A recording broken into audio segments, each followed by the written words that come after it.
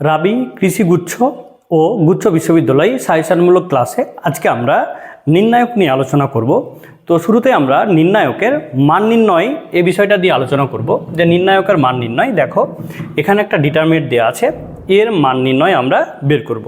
তো আমরা প্রত্যেকে কিন্তু মান নির্ণয়ের মূল নিয়মটা কিন্তু আমরা জানি, যে মূল নিয়মটা কি ছিল, আমরা যে কোনো একটা সারি বা কলামকে নিয়ে আমরা মান বের করব। তো এখানে একটা জিনিস লক্ষ্য রাখো, আমরা যদি প্রথম সারিটা নিয়ে মান বের করি তাহলে প্রথম সারির প্রথম ভুক্তিটা হচ্ছে কত, 1। আমরা এই 1 নিলাম, এবার 1 বরাবর সারিবাদ এবং কলাম বাদ দেওয়ার পরে যা থাকলো -1 0 2 1 এটা আমরা নিয়ে নিলাম। এবার দেখো প্রথমটার ক্ষেত্রে প্লাস, কারণ এর অবস্থান কত 1 1, 1 নম্বর সারি 1 নম্বর কলাম, তাহলে জোড় না, 1 1 মানে 2, জোড় হলে চিহ্ন কি প্লাস, এখানে কিন্তু আমরা সহগুণকের চিহ্ন নিচ্ছি।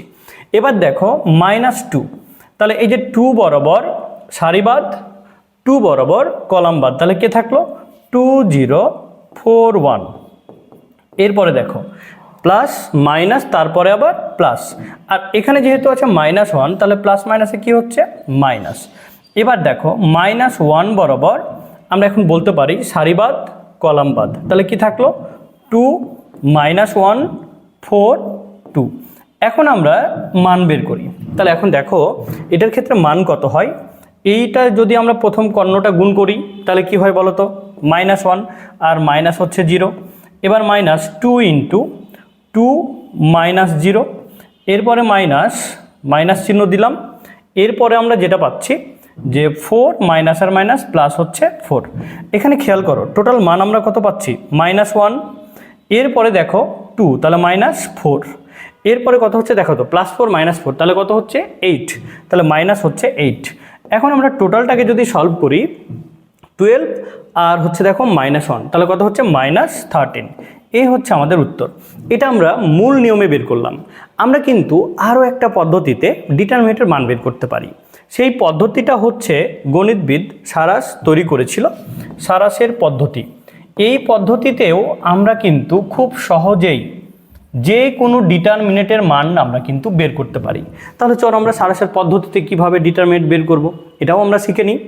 দেখো আমরা যদি এবার সারাসের পদ্ধতিতে ডিটারমিনেন্ট বের করি, যে ডিটারমিনেন্টটা ছিল এটাকে আমরা ডিটারমিনেন্ট যেটা ছিল এটাকে আমরা একটা কাজ করব। প্রথম কলাম এটাকে আমি আর একটা কলাম বাড়াই নিব, এরপরে দ্বিতীয় কলামটাকেও আমরা আর একটা কলাম বাড়াই নিলাম।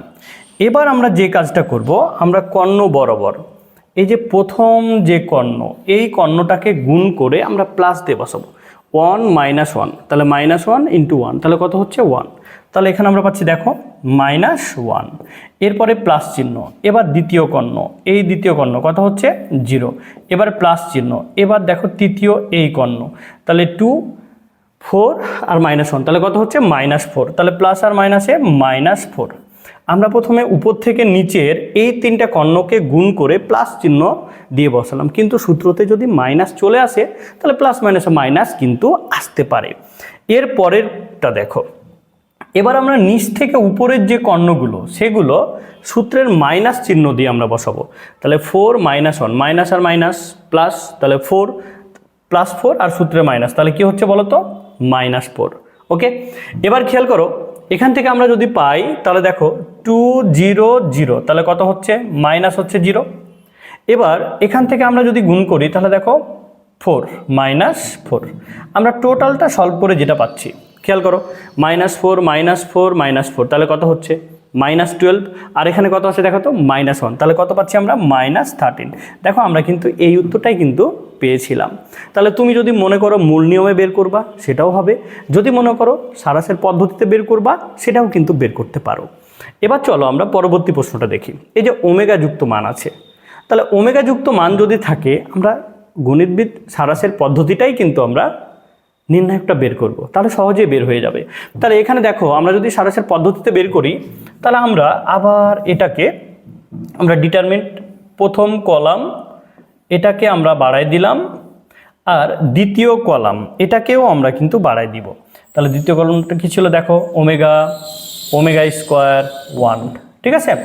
এবার খেয়াল করো এখন আমরা কি করব, এখানে আমরা এখন উপর থেকে নিচের কর্ণগুলোকে গুণ করে প্লাস চিহ্ন দিয়ে বসাবো।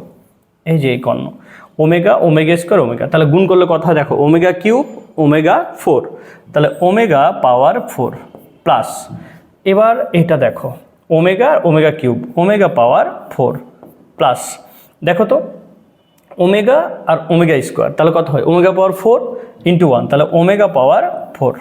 এবার দেখো সূত্রের আমরা দিব মাইনাস, এবার নিচ থেকে উপরের কর্ণগুলোকে আমরা গুণ করব, তাহলে কত পাচ্ছি দেখো এটা ওমেগা কিউব, ওমেগা পাওয়ার 6, তারপরে দেখো যে আমরা যদি নিই 4 3, তাহলে ওমেগা পাওয়ার 7, ওমেগা পাওয়ার 7। এবার দেখো যদি এটা গুণ করো তাহলে হচ্ছে মাইনাস ওমেগা, এই কর্ণটা যদি নাও মাইনাস ওমেগা। এরপরে দেখো তো যদি আমরা এই কর্ণটা নিই তাহলে কি হয়, গুণ করলে পাচ্ছি আমরা ওমেগা পাওয়ার 4 মাইনাস ওমেগা পাওয়ার 4। আচ্ছা, এই গুণ করে পেলাম। এখন ওমেগা সম্পর্কে আমাদের আরেকটু ধারণা থাকতে হবে। সে ধারণাটা কি দেখো, ওমেগা 1 প্লাস ওমেগা প্লাস হচ্ছে ওমেগা স্কোয়ার ইকুয়াল হচ্ছে 0, এবং ওমেগা কিউব এর মান হচ্ছে কত 1, ওমেগা কিউবের মান হচ্ছে 1।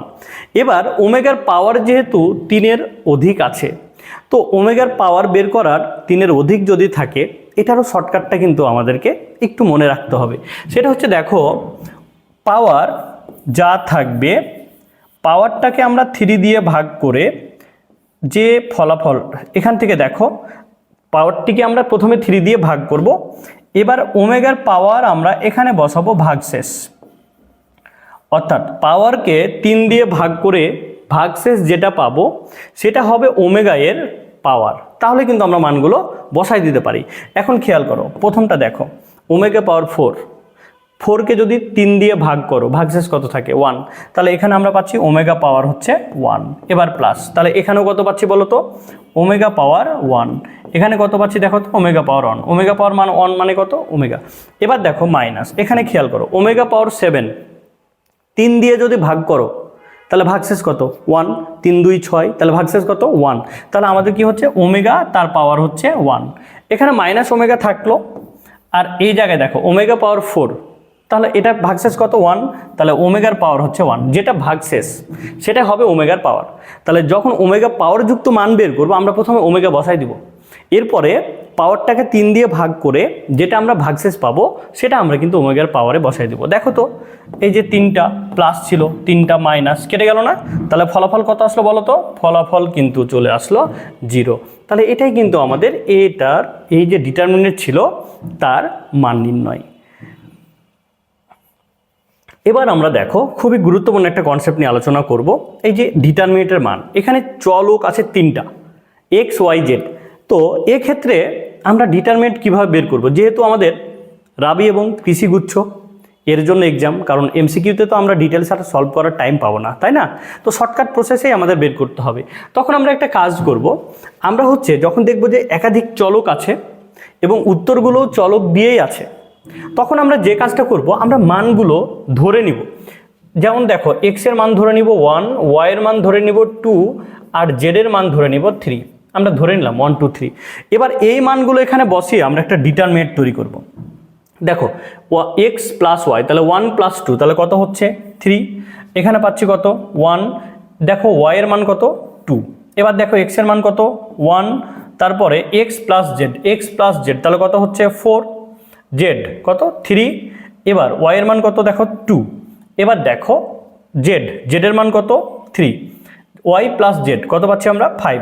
এবার যে কাজটা করবা এটা ডিটারমিনেন্ট বের করবা। এটা ডিটারমিনেন্ট যদি তুমি বের করো, আমি 2টা পদ্ধতি শিখা দিলাম না ডিটারমিনেন্ট বের করার, মূল নিয়মে যে কোনো একটা সারি বা কলামকে নিয়ে, অথবা সারাংশের পদ্ধতিতে। এটা যদি ডিটারমিনেন্ট বের করো তাহলে পাবা 24।